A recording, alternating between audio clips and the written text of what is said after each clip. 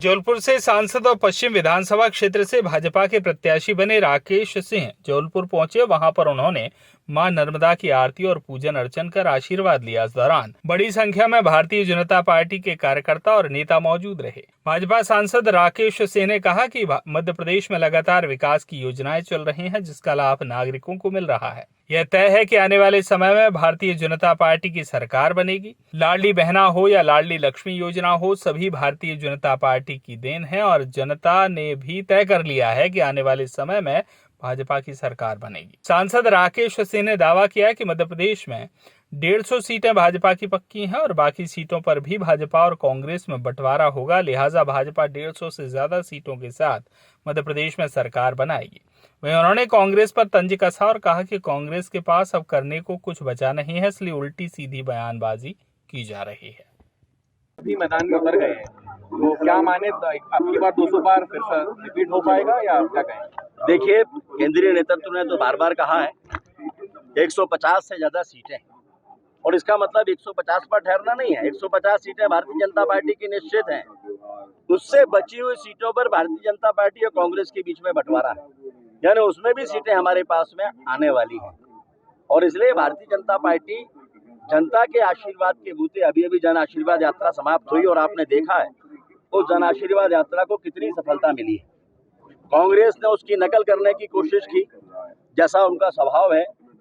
हम जब विपक्ष में होते हैं तो हम परिवर्तन की बात करते हैं, लेकिन कांग्रेस तुलना करती है तो रावण, मेघनाथ, कुंभकर्ण, ऐसे ही उन्होंने तय किया जन आक्रोश यात्रा। तो जन आक्रोश यात्रा कांग्रेस के कार्यकर्ताओं के आक्रोश में ही बदल गई। हथियार निकल आए, मारपीट हो गई, धक्का मुक्की हो गई। ये दिखाता है कि कांग्रेस जो कह रही है उसको करने के लायक ना तो क्षमता उसके पास है, ना ही संगठन है, और ना ही जनता का आशीर्वाद देने का मन है। सीएम को लेकर एक बार सिंधिया जी का भी नाम है विधानसभा मैदान में। भारतीय जनता पार्टी ने कोई किसी को चौंकाने के लिए निर्णय नहीं किया। अगर कांग्रेस इससे चौंकती है तो ये कांग्रेस का आंतरिक मामला है, क्योंकि कांग्रेस के पास ऐसे निर्णय करने का ना तो साहस है और ना ही नेतृत्व की इतनी क्षमता है, और ना ही वहाँ ऐसे कार्यकर्ता हैं जो इन चीज़ों को स्वीकार करेंगे, जो पार्टी के निर्णय हैं उनको स्वीकार करेंगे। और इसीलिए कांग्रेस अनर्गल टिप्पणियां कर रही है। लेकिन भारतीय जनता पार्टी के सभी कार्यकर्ताओं की ताकत के बूते मैं इस बात को कह सकता हूं, इस बार के विधानसभा चुनाव में जबलपुर की 8 सीटों पर और मध्य प्रदेश की 230 विधानसभा क्षेत्रों में अधिकतम पर भारतीय जनता पार्टी की जीत सुनिश्चित होने जा रही है। सीएम सियासत में जो भी होने के नाते ये मेरी जिम्मेदारी है कि पार्टी ने जो भी निर्णय किया है उसको स्वीकार करें और उस दिशा में आगे बढ़ें जहां प्रदेश का हित और देश का हित है। और आज की तारीख में ये आवश्यक है कि मध्य प्रदेश में फिर से भारतीय जनता पार्टी की सरकार बने।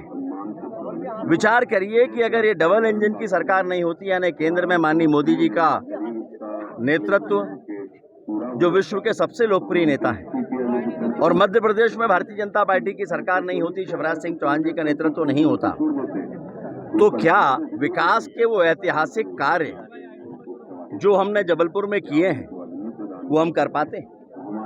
जिस जबलपुर को कभी एक बड़ा गांव कहा जाता था, आज मध्य प्रदेश के सबसे विकसित शहरों में जो काम नहीं हुए वो जबलपुर में हो रहे हैं। और लगभग ये स्थिति हर शहर की है, हर क्षेत्र की है, हर विधानसभा और हर लोकसभा क्षेत्र की है। और इसलिए प्रदेश की जनता भी ये चाहती है कि ये डबल इंजन की सरकार बनी रहना चाहिए, यानी मध्य प्रदेश में भारतीय जनता पार्टी की सरकार फिर आना चाहिए। देश में माननीय मोदी जी को एक बार फिर से नेतृत्व देना, आशीर्वाद देने का संकल्प देश की जनता कर चुकी है। भाई साहब, कांग्रेस ने ट्वीट करके बोला है दूसरी लिस्ट आने के बाद कि ये प्रश्न महत्वपूर्ण नहीं है, बेमानी प्रश्न है आज की तारीख में। जैसा मैंने कहा, हमारा एक ही लक्ष्य है कि एक एक सीट पर भारतीय जनता पार्टी की जीत सुनिश्चित हो, भारतीय जनता पार्टी की सरकार बने। ये प्रदेश के हित में है।